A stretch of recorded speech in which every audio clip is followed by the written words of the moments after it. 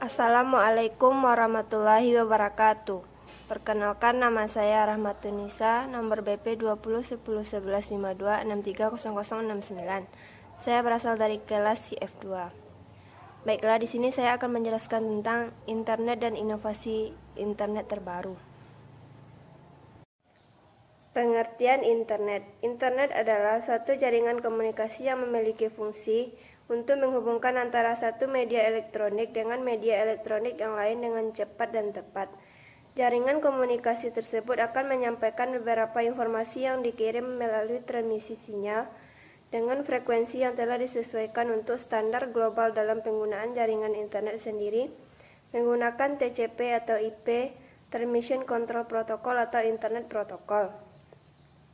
Istilah TCP atau IP merupakan bentuk protokol pertukaran paket yang digunakan oleh berbagai pengguna global atau dunia. Kemudian, proses untuk menghubungkan antara rangkaian internet disebut dengan Internet Working atau Control Protocol atau Internet Protocol.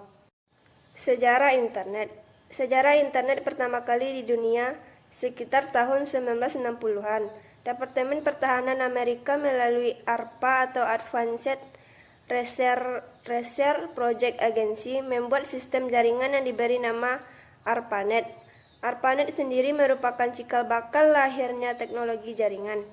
Di Amerika sendiri, teknologi jaringan masih dipakai oleh kalangan terbatas di ruang lingkup kampus sekitar tahun 1980-an. Kemudian, protokol standar TCP atau IP memulai dipublikasikan pada tahun 1982.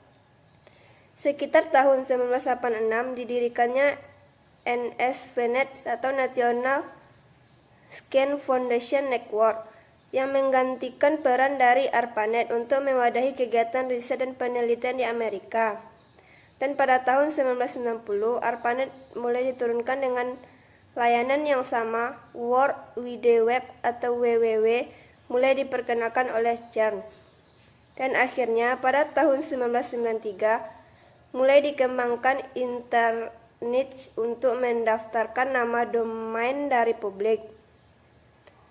Untuk sejarah internet di Indonesia sendiri mulai masuk pada tahun 1994 yang diperkenalkan oleh beberapa orang ahli di bidang teknologi informasi saat itu.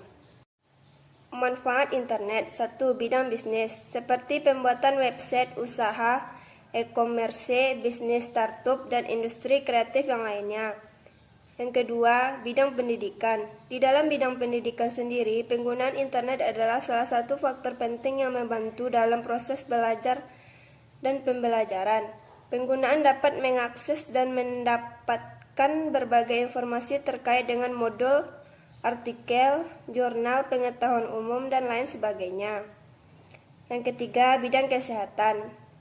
Banyak sekali referensi kesehatan dan jasa untuk layanan pengobatan secara online. Anda cukup dengan mencari berbagai kebutuhan seperti obat, resep, gaya hidup sehat, dan rujukan rumah sakit melalui media internet. Yang keempat, bidang informasi. Internet digunakan oleh penggunanya untuk mencari informasi yang sedang dibutuhkan, dicari atau diperlukan. Di zaman sekarang, sumber informasi tidak hanya bisa kita peroleh dari TV, radio, koran, dan media cetak lainnya. Yang kelima, bidang sosial dan hiburan. Bidang terakhir yang banyak dimanfaatkan oleh generasi milenial adalah penggunaan internet untuk mengakses berbagai situs dan media sosial yang ada, seperti Facebook, Twitter, Instagram, YouTube, dan lain sebagainya. Dampak negatif internet. 1. Timbulnya cybercrime. Dampak negatif yang pertama adalah menimbulkan banyak kejahatan seperti kasus peretasan data atau penipuan online. Selain itu, juga dapat memicu terjadinya hacking, spamming, atau cracking yang dilakukan oleh oknum yang tidak bertanggung jawab. Yang kedua, pembuatan dan penyebaran konten ilegal.